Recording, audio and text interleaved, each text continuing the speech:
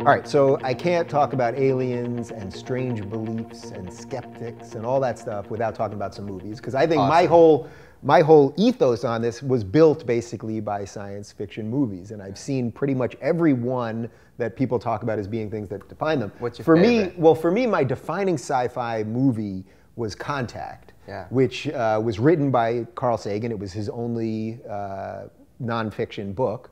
No, his only fiction book. Sorry, nonfiction, fiction, nonfiction. I'm not sure. Who knows? It was his only fiction book. He, of course, was a great scientist, and he was really Neil deGrasse Tyson before he was. Yes. That movie, I actually went to see. I had eaten pot brownies, and I was going to see Boogie Nights, and it was sold out, and I ended up in Contact having no idea what it was. Man. I mean, it literally blew my mind. It changed everything that I think, and I think Contact is sort of exactly what you're talking about with a lot of this stuff. This sort of subtle knowing of contact, but they're not going to necessarily... Kind of like the prime directive, you know, with Star Trek, which I'm not a big fan of. My friend is Eugene Roddenberry. So, you know, the idea of non-interference, you know, this is very possible. Now, interestingly enough, about Contact, one of the characters in Contact was the bald guy that was up in orbit because he had cancer. Yeah, you remember that? Yeah. That guy was modeled after a really amazing business tycoon named Robert Bigelow. You might know his name because Bigelow right now currently has 2 personal orbiting space habitats. He got the contract to put the inflatables onto the ISS and what? Colonize or mine the moon, right? This is Robert Bigelow. So this movie you're talking about was not far from reality in the sense that they're dealing with real people with real ideas. So just look at that equation for a second. Well, that's why I loved Contact, because it was written by Carl Sagan, who was a master at explaining science, and this was his way of sort of like with making it more Interstellar. palatable. So Interstellar. So let's talk about that for a little bit, because that's another. I loved it because it felt like this stuff is kind of real. It's close. Yeah. Look, we're exploring the universe, man. We're talking literally about mining the moon and colonizing Mars. Nobody laughs at that anymore. I mean, this is a species moving off-world and starting to touch and engage the outside environment, if not live there. I mean, it is absolutely fascinating. This is real life, real world. It's happening now. Right. So doesn't some of this go to what we were talking about in the previous segment, which is sort of the avatar idea? That we're going to wreck this planet, and then we're going to have to go somewhere else.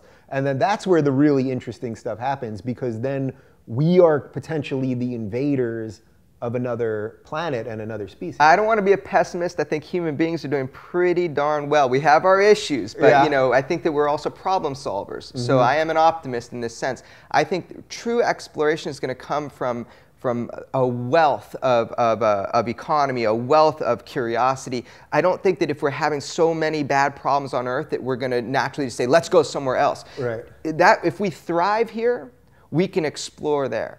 So we have to keep it tight in home, right, in order to do that. So I think it's a reflection of a great society if you can reach out to the stars. Right. So jumping back to Interstellar for a second, because there was a lot there.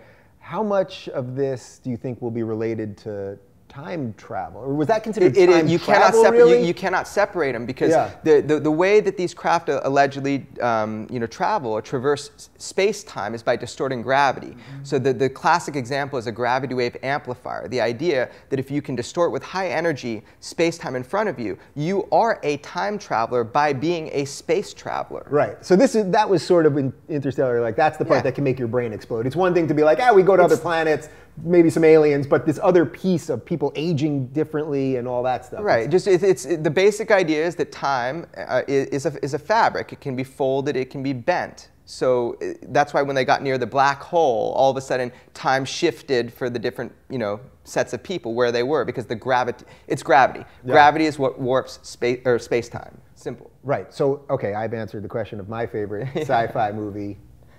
Oh gosh, E.T. E.T.? Yeah. I mean, look, that seems right. There's an alien. It's hidden, not hidden. There's probably bad aliens. There's probably good aliens. There's good people. There's bad people. I mean, I just thought he was cute. Yeah.